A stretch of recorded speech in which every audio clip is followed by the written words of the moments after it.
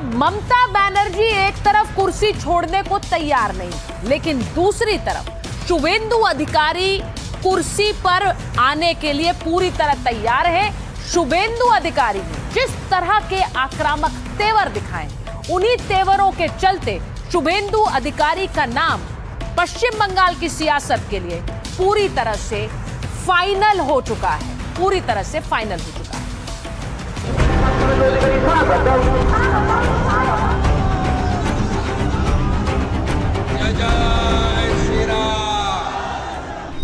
जितना भी बंगाली हिंदू है सब लोग खुल के वोट किया। जितना मुसलमान वोट देने के लिए निकला सब ममता को वोट दिया। मुझे हिंदू, सिख, जैन, बुद्धिस्ट लोग ने आशीर्वाद देकर जिताया। हिंदू हिंदू हिंदू हिंदू हिंदू हिंदू। सब हिंदू बीजेपी को वोट कर रहा है, सब हिंदू बीजेपी को वोट कर रहा है, हिंदू बीजेपी को वोट कर रहा है। माँ का आशीर्वाद मुझे मेरा ऊपर है। ममता बनर्जी हिंदू धर्म को गंदा धर्म बोलता है। योगी जी का भागुआ और गोरखपुर मठाधीश को मैं सनातनी होने के नाते मैं माँ भार्गवी माँ की, माँ नाचिंदा की भूमि से प्रणाम करती नहीं चलेगा। भवानीपुर में गुंडागर्दी खत्म करने के लिए मोदी जी मुझे भेजा है। बीजेपी बाबर का नाम पश्चिम बंगाल में लिखने नहीं देगा। जो हमारे साथ हम उनका साथ। जय श्री राम, जय श्री राम, जय श्री राम। भारत माता की।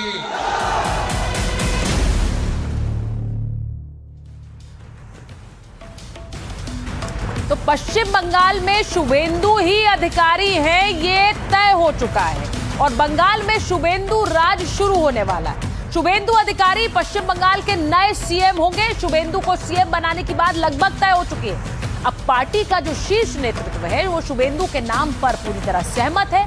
गृह मंत्री अमित शाह 8 मई को कोलकाता जाने वाले हैं और 8 मई को कोलकाता में बीजेपी विधायक दल की बैठक होगी।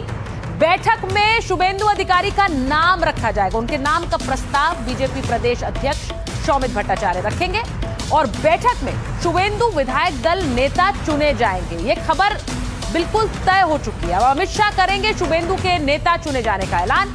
9 मई को बंगाल में शपथ ग्रहण समारोह भी होगा, ये भी सूत्र बता रहे हैं और कोलकाता के ब्रिगेड परेड ग्राउंड में समारोह, ये शपथ ग्रहण होगा।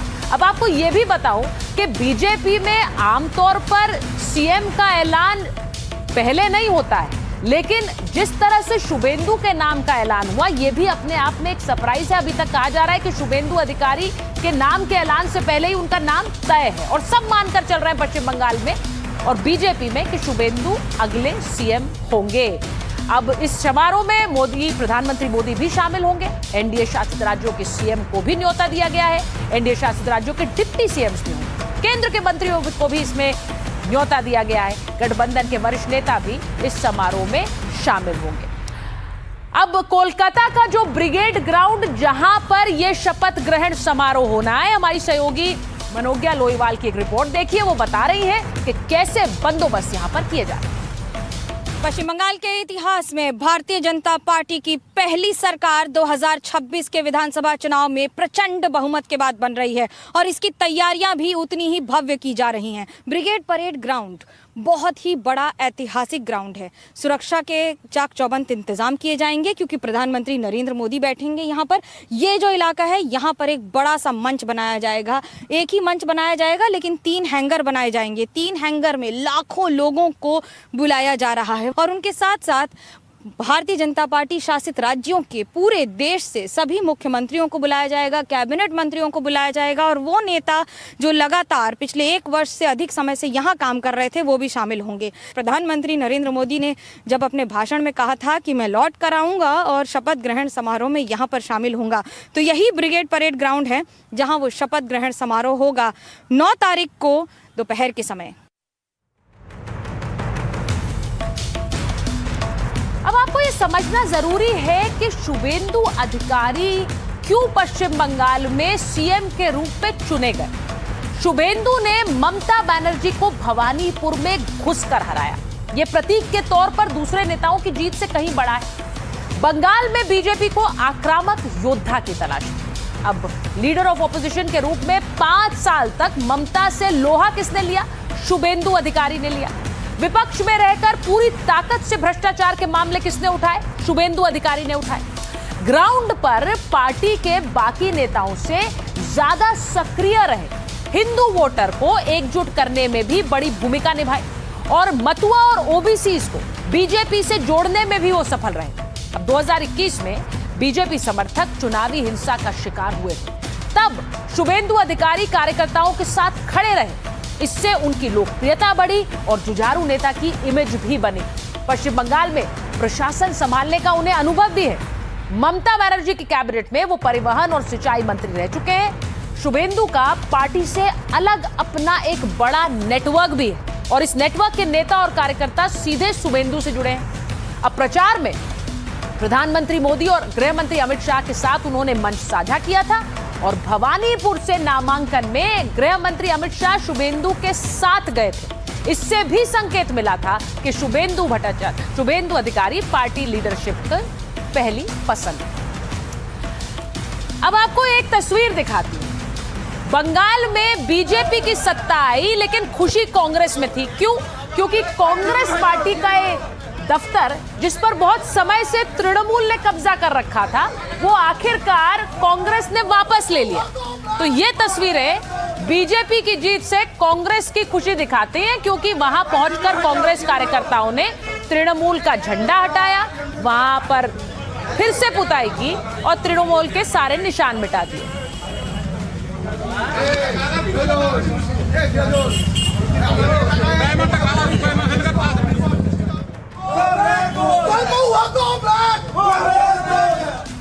तो एक तरफ तो बीजेपी की जीत के बाद कांग्रेस को अपना दफ्तर मिल गया, लेकिन राहुल गांधी बीजेपी पर हमलों से नहीं चूक रहे हैं। उन्होंने सोशल मीडिया पोस्ट के जरिए एक बार फिर से वोट चोरी और सरकार चोरी का आरोप लगाया।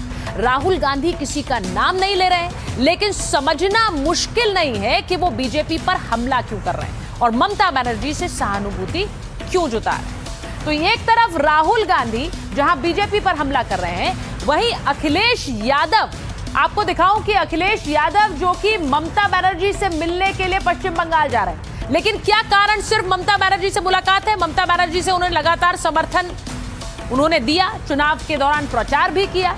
लेकिन बड़ी बात यह है कि अखिलेश यादव सिर्फ इसीलिए पश्चिम बंगाल नहीं जा रहे।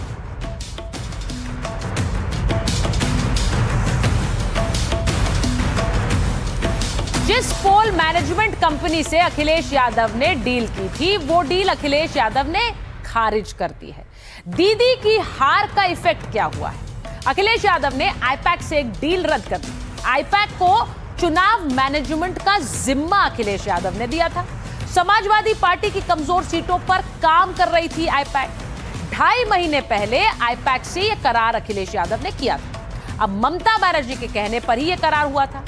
ममता और स्टालिन ने ली थी आईपैक की सर्विस, यानी कि आईपैक को उन्होंने हायर किया था अपने चुनाव प्रचार के लिए, लेकिन दोनों के दोनों हार गए। अब विधानसभा चुनाव में ममता और स्टालिन की हार के बाद अखिलेश यादव ने यह बड़ा फैसला लिया। डीएमके और टीएमसी की हार के बाद डील रद्द कर दी और फंड की कमी के चलते यह फैसला लिया, ये अखिलेश कह रहे हैं। लेकिन कहा जा रहा है कि इस डील के, इस हार के साइड इफेक्ट्स ये हुए कि अखिलेश यादव को लग रहा है कि बीजेपी को रोक पाना आईपैक के बस की बात नहीं है, इसीलिए उन्हें कुछ और तरकीब लगानी होगी। हालांकि इस बीच बीजेपी विजय पर्व मना रही है और वो पर्व कैसे मना रही है? 7 मई से 12 मई के बीच अपनी ताकत दिखाने वाली है। ये जो आप तस्वीर देख रहे हैं, 3 कार्यक्रम करने वाली है। 7 मई को बिहार में कैबिनेट विस्तार होगा, नए मंत्री शपथ लेंगे और इसकी तैयारियां जोरों से हो रही हैं। वहीं 9 मई को कोलकाता में नई सरकार शपथ लेने वाली है और 12 मई को असम में शपथ ग्रहण कार्यक्रम हो सकता है और हिमंता बिस्वा शर्मा फिर से मुख्यमंत्री के रूप में शपथ ग्रहण कर सकते हैं। तो ये है बीजेपी का विजय पर्व, जो वो अगले कई दिन तक मनाने वाली है, बिहार टू बंगाल टू असम।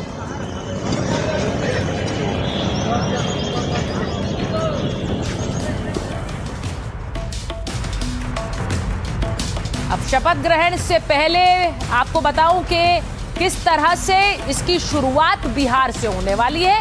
और बिहार में सबसे पहले सम्राट चौधरी का जो पूरा कैबिनेट है उसका एक्सपेंशन होना, और उस एक्सपेंशन में सबसे बड़ा नाम निशांत कुमार हो सकते हैं। अब आपको बताऊं कि इस शपथ ग्रहण से पहले पीएम मोदी का एक रोड शो होगा। प्रधानमंत्री नरेंद्र मोदी सुबह 10:30 बजे पटना एयरपोर्ट पहुंचेंगे और इसके बाद पीएम मोदी का पटना एयरपोर्ट से गांधी मैदान तक का एक रोड शो होने वाला है। तो ये रोड शो एक तरह से बीजेपी के इस विजय पर्व की शुरुआत करेगा। उस विजय पर्व की शुरुआत होगी पीएम मोदी के रोड शो के साथ। अब आपको यह बताऊं कि पटना के गांधी मैदान में गुरुवार को दोपहर 12:10 पर कैबिनेट के विस्तार का कार्यक्रम है और इसके लिए जो भव्य तैयारियां हैं वो शुरू हो गई हैं। एक भव्य स्टेज तैयार किया जा रहा है जहां पर न सिर्फ प्रधानमंत्री होंगे बल्कि मोदी सरकार के सारे बड़े चेहरे यहां पर पहुंचने वाले हैं।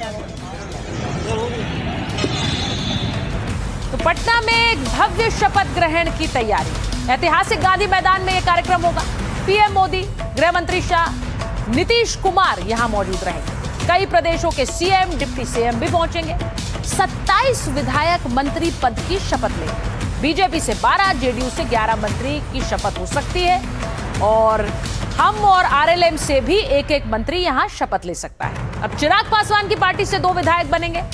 कार्यक्रम को लेकर चाक चौबंद सुरक्षा व्यवस्था की गई। 12 से ज्यादा आईपीएस अधिकारियों की तैनाती है। 25 डीएसपी रैंक के अधिकारी निगरानी में और 3000 पुलिसकर्मी यहां पर तैनात रहेंगे। ये इस भव्य विजय पर्व की शुरुआत हो। अब सवाल है कि क्या कैबिनेट में शामिल होंगे निशांत कुमार को लेकर जो स्पेकुलेशन चल रहा है, जो कयास लगाए जा रहे हैं। आप ये तस्वीरें देखिए, निशांत कुमार अपने पिता नीतीश कुमार के साथ कई मौकों पर नजर आए, लेकिन पिछली बार जब नीतीश कुमार ने कुर्सी छोड़ी तब उन्होंने डेप्यूटी सीएम का पद के लिए शपथ नहीं ली। अब यह कहा जा रहा है कि निशांत की एंट्री प्रधानमंत्री नरेंद्र मोदी के साथ ही होगी। बिहार में निशांत कुमार को लेकर हलचल तेज। कैबिनेट विस्तार से पहले चर्चा में आए निशांत कुमार कल मंत्री पद की शपथ ले सकते हैं। सूत्रों के मुताबिक निशांत कुमार ने पहले मना कर दिया था, मंत्री पद की शपथ लेने के पक्ष में वो नहीं थे। अब निशांत को मनाने के लिए काफी बातचीत चली। सद्भाव यात्रा में मिले फीडबैक के बाद यह फैसला लिया गया और यह भी फैसला लिया गया कि नीतीश कुमार के बेटे कैबिनेट में शामिल होंगे तो पीएम मोदी की मौजूदगी में होंगे और उनकी मौजूदगी में ही वो शपथ ग्रहण करेंगे।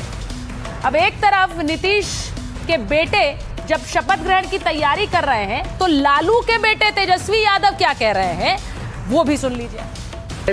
बने ना बने, हमने तो विधानसभा में कह ही दिया ना भाई, अब तो मेरे ऊपर परिवारवाद का आरोप नहीं लगेगा और नहीं लगाना चाहिए अब उन लोगों को।